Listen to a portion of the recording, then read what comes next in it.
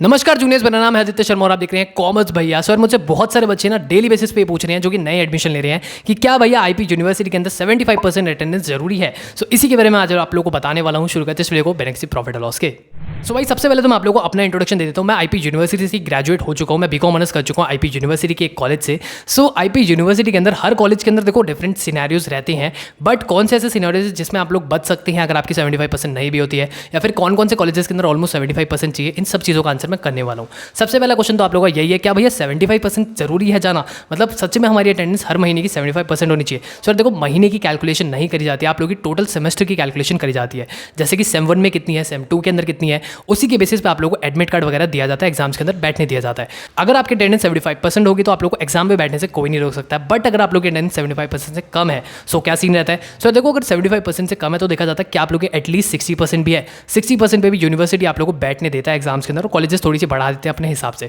सो आप लोगों का उसमें भी काम चल जाता है। और बाकी आप लोगों को पता चल ही जाता है, जैसे कॉलेजेस को पता चलता है कि भाई लास्ट का 1 महीना रह रहा है और आपकी अटेंडेंस थोड़ी सी कम है, तो कॉलेजेस आप लोगों को पहले ही वार्निंग देना शुरू कर देते हैं कि आप इस महीने रेगुलर कॉलेज जाइए, जिससे आपकी अटेंडेंस थोड़ी सी बढ़ जाएगी। दूसरा क्वेश्चन आप लोगों का ये होता है कि भैया अगर हमारी 60% से भी कम है तो क्या होगा? तो देखो, 60% से कम में पहली बात तो एक केस बनता है कि आप लोग 2 सब्जेक्ट के अंदर डीबार करे जाते हो। मतलब अगर आप लोगों की 50% 60% से भी कम है, हर कॉलेज का अपना अपना सिनेरियो होता है, सो आप लोग को इंटरनल एग्जाम्स के अंदर, जो आपके कॉलेज के एग्जाम्स होंगे, उनके अंदर 2 सब्जेक्ट्स में से डीबार कर दिया जाएगा। मतलब आपको री देनी पड़ेगी। और री का क्या सिस्टम रहता है? री आप लोग की उसी टाइम पे हो जाती है, 1 हफ्ते बाद ही हो जाती है, तो उसकी आपको टेंशन लेने की जरूरत नहीं पड़ेगी। एंड इसके अलावा अगर हम लोग बात करें कि आप लोग की भाई 30% से भी कम अटेंडेंस, तो आप लोग को सारे सब्जेक्ट्स के अंदर री आ जाती है इंटरनल्स के अंदर। क्या भैया एक्सटर्नल में भी इससे कोई ज़्यादा हम लोग का फर्क पड़ता है? सर देखो, एक्सटर्नल में इसलिए फर्क नहीं पड़ता क्योंकि बच्चे पहले ही सेटल डाउन कर लेते हैं, कॉलेजेस आपसे पहले ही बात कर लेते हैं, और कॉलेज आप लोगों के पास रीच आउट नहीं करेगा। अगर आपको पता चल चुका है आपकी अटेंडेंस कम है, आपको पहले ही पूछ के रखना है।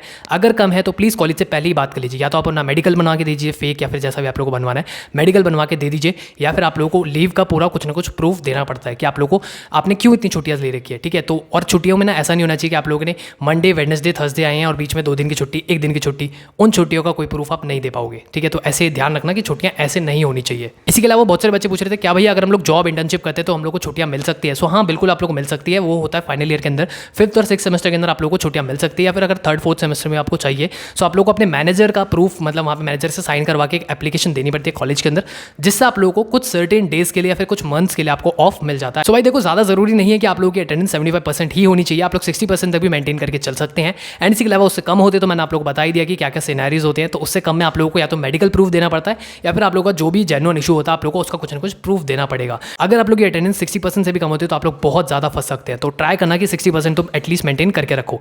बाकी अगर ये वीडियो चलेगी तो प्लीज़ को लाइक करिए, शेयर करें अपने दोस्तों के साथ। मिलता हूं आपसे अगली वीडियो में। अभी के लिए इतना ही, धन्यवाद।